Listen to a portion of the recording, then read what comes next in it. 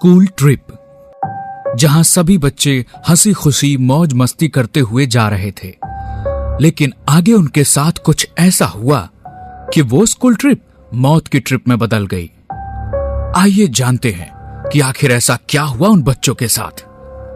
School के बच्चे trip के लिए जा रहे होते हैं। रात के समय रास्ते में बस को एक झटका लगता है, जिससे नेहा सामने बैठी एक औरत के पास आ जाती है और उसके गोद में सोए उसके बेटे का चेहरा देख लेती है, जो कि एक कंकाल था और उसके चेहरे पर कीड़े रेंग रहे थे।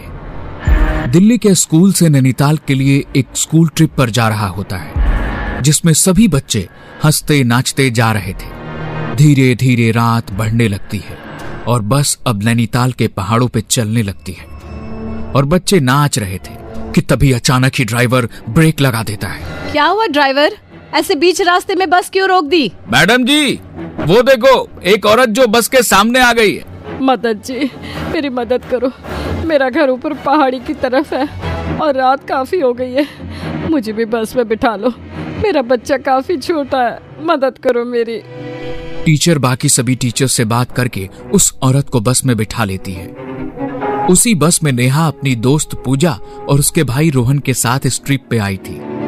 नेहा थोड़ी देर पहले तक नाच और खेल रही थी, लेकिन उस औरत के आते ही उसको कुछ अजीब सा लगने लगता है। लेकिन उस पर ध्यान न देकर नेहा वापस से खेलने कूदने लगती है। तभी बस को एक झटका लगता है, जिससे औरत ने अपने बच्चे को जिस कपड़े से ढका हुआ होता है वो खुल जाता है और नेहा वहीं पास में खड़ी थी, तो वो बच्चे को देखने की इच्छा से औरत के पास जाती है और बच्चे के चेहरे को देखते ही जोरों से चीखने लगती है। क्या हुआ नेहा? मैम, वो बच्चा कंकाल। क्या कहना चाहती हो, क्या हुआ है? नेहा डरते डरते कहती है, मैम वो बच्चा नहीं है, वो कंकाल है। नेहा की बात सुन सभी हैरान हो जाते हैं और उस औरत को देखने लगते हैं। तभी वो औरत हंसते हुए अपने बच्चे का चेहरा खोलकर सभी को दिखा देती है और वो एक नॉर्मल सा बच्चा ही था। नेहा, वो देखो बच्चा ही तो है। देखो, तुम्हें ही देख रहा है। सभी लोग अपनी अपनी जगह पर बैठ जाते हैं और नेहा भी अपनी सीट की तरफ जाने लगती है और जाते जाते वो बच्चे को दोबारा देखती है। इस बार बच्चा बिल्कुल नॉर्मल दिख रहा था। नेहा भी शांत हो जाती है और सभी फिर से मौज मस्ती करने लगते हैं। तभी औरत कहती है, बस मैडम जी, यहाँ ही रोक दीजिए बस।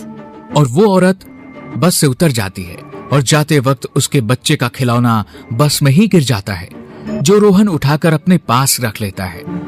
उसके जाने के बाद नेहा जब खिड़की से उस औरत को देखती है तो वो बस के पीछे की तरफ जा रही होती है और तभी अचानक ही औरत अपना सर घुमाकर नेहा को देखने लगती है और एक शैतानी हंसी हंसती है।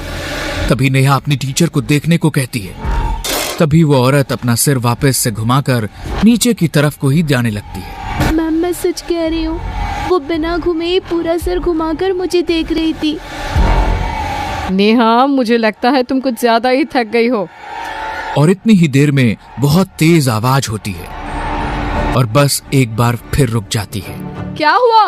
ये कैसी आवाज थी? मैम, वो बस का एक टायर पंचर हो गया है, अब तो ये कल ही ठीक होगा। सभी टीचर्स आपस में बात करते हैं और पास के एक होटल में रुकने को कहते हैं। सभी बच्चे डिनर करके सोने के लिए अपने अपने कमरे में जाने लगते हैं। नेहा, पूजा और पूजा का भाई एक ही रूम में रहने वाले थे, क्योंकि पूजा का भाई काफी छोटा था, इसलिए पूजा उसको अपने साथ ही रखती है। और इस वक्त रोहन के पास वही खिलौना है जो उस औरत के बच्चे का था। रोहन उस खिलौने के साथ तब से खेल रहा था और तीनों अपने कमरे में आ जाते हैं। कमरा बहुत सुंदर था और उनके कमरे की खिड़कियों से हल्की हल्की ठंडी हवा आ रही थी। नेहा खिड़की से बाहर देखने लगती है। चल नेहा, सोते हैं, मुझे बहुत जोरों की नींद आ रही है। ऐसा कहकर दोनों सोने के लिए लेट जाती हैं, लेकिन रोहन अभी भी उसी खिलौने से खेल रहा होता है और अकेले ही उस खिलौने से बात कर रहा होता है। रोहन, चल सो जा, इस खिलौने को रख दे, कल खेल लेना। रोहन ने जैसे कुछ सुना ही ना हो। इस बात से पूजा चिढ़ जाती है और रोहन के पास जाकर उसका खिलौना उसी खिड़की के बाहर फेंक देती है। रोहन गुस्से में पूजा को देखने लगता है और एकदम से चीखने लग जाता है। मेरा खिलौना दो, मेरा खिलौना दो, मेरा खिलौना दो। क्या हुआ इसको, ऐसे क्यों बोल रहा है ये तो मुझे भी नहीं मालूम। जब से यहाँ आया है तब से उसी खिलौने के पीछे पड़ा हुआ है। रोहन चुपचाप एक कोने में बैठा बैठा रोने लगता है। वो मेरा खिलौना था, वो मेरा था, वापस दो मुझे अब। रोहन चुपचाप आकर सो जा, बहुत हो गया तेरा ड्रामा। इतने में ही उनके रूम की लाइट बंद हो जाती है। चारों तरफ एकदम अंधेरा हो जाता है और तभी नेहा कहती है, पूजा लगता है लाइट चली गई है। हाँ रुक, मैं टॉर्च ऑन करती हूँ। जैसे ही पूजा टॉर्च ऑन करके नेहा को देखती है तो वो बेड पे लेटी हुई थी। तभी वो रोहन को देखने जाती है, लेकिन रोहन वहाँ नहीं था। नेहा, रोहन यहाँ नहीं है। तो वो कहाँ गया? अभी तो यही था। तभी दोनों भागते हुए खिड़की के पास जाते हैं और उन्हें रोहन खिड़की से कूदकर जाते हुए दिखाई देता है। दोनों बिना कुछ सोचे रोहन के पीछे चल देती हैं। रोहन, कहाँ हो तुम? इधर आओ वरना टीचर से बहुत डांट पड़ेगी। कमरे में वापस चलो, अब मैं तुम्हें नहीं डांटूंगी। रोहन ने पहले तो ऐसा कभी नहीं किया, अचानक ऐसा क्या हो गया उसको? तभी दोनों देखते हैं रोहन आसपास कहीं नहीं है और दोनों जंगल के बीचों बीच थी, लेकिन रोहन दूर दूर तक कहीं नहीं दिखाई दे रहा था। तभी दोनों को रोहन की आवाज आती है और उसी डायरेक्शन में जाने लगती है। दोनों देखती हैं कि एक गड्ढे में से आवाज आ रही है।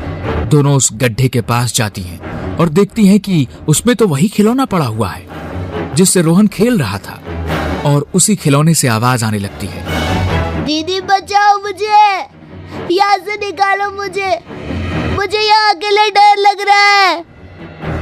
ये तो वही खिलौना है ना, उस औरत के बच्चे के पास था। हाँ, जाते वक्त ये खिलौना रोहन ने उठा लिया था, लेकिन इस खिलौने से रोहन की आवाज कैसे आ रही है और रोहन है कहाँ? कुछ तो अजीब है यहाँ। तभी जोरदार चीख के साथ वो खिलौना गड्ढे में से गायब हो जाता है और ये देख दोनों वहाँ से भागने लगती हैं और भागते हुए वो एक घर के पास पहुँचती हैं। पूजा, इस घर में चलो, हमें इनसे मदद लेनी चाहिए। दोनों उस घर के अंदर जाती हैं। घर बिल्कुल वीरान पड़ा हुआ होता है। कोई है घर में? हमें मदद चाहिए। तभी उस घर में से वही औरत निकल कर आती है। क्या मदद चाहिए बच्चों? तुम यहाँ? हाँ, ये मेरा घर है। बोलो क्या चाहिए तुम्हें? मेरा भाई इन जंगलों में कहीं खो गया है, उसको ढूंढने में मदद चाहिए।